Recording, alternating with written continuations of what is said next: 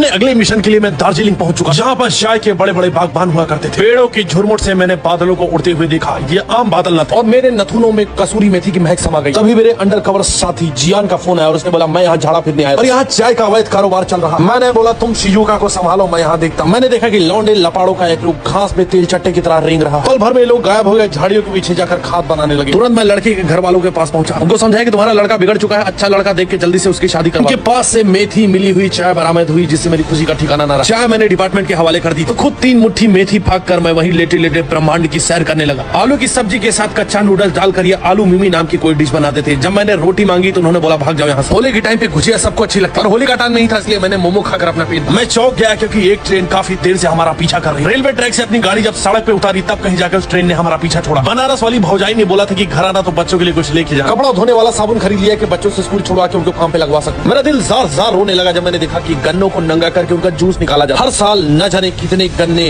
हमारी प्यास के चक्कर में नंगे होकर निचोड़ दिए जाते। इसीलिए मैंने 8 किलो अंडा खरीद लिया जो एक गरीब किसान अपने खेत से उखाड़ कर लाया। दार्जिलिंग में मैट्रियार्की है, सत्ता महिलाओं के हाथ में। कंचन बिलौटी ने इसका पूरा फायदा उठाया। उसने अपनी दुकान खोली थी और चौकीदारी में कुकुर को लगा दिया। मेरी नजर जापानी चीज के ऊपर मुझे देखते ही समझ में आया कि नकली जापानी की है, क्योंकि बिल्कुल भी ब्लर नहीं था। तभी मॉम डैड का रेस्टोरेंट दिखाई दिया, जिन्होंने अपने मॉम डैड की जमीन हड़प कर रेस्टोरेंट खोला। रेस्टोरेंट पर अमेरिका, रूस जैसे देशों ने कई बार हमला किया, क्योंकि इनकी सब्जियों में पेल कर तेल डाला जाता था। तेल इतना ज्यादा था कि मेरे सामने ही कई ओला उबर वाले आए और अपनी गाड़ी में सब्जी भरवा कर चले गए। तभी बाहर उठे कोलाहल ने मेरा ध्यान खींचा। गैंगवार की स्थिति उत्पन्न हो चुकी थी, क्योंकि बिच्छू गैंग के कुकुरों ने अपने एरिया में ईगल गैंग के कुकुरों को मुड़ते हुए देख लिया। यहाँ पर लड़ाई वर्चस्व की। इससे पहले कि मार झगड़ा और खूना खच्चड़ की स्थिति उत्पन्न, मैंने बहादुरी के साथ अपना रास्ता नाप लिया,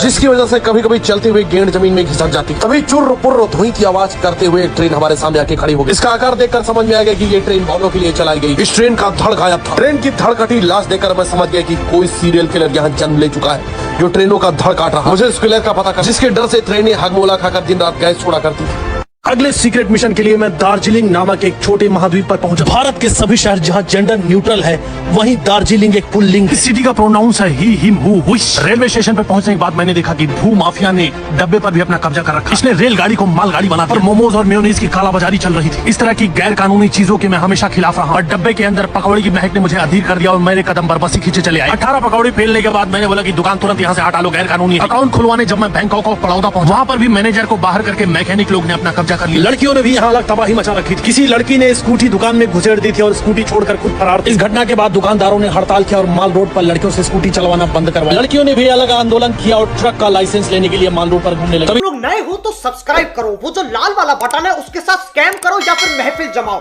मुझे नहीं पता, बस क्लिक हो जाना।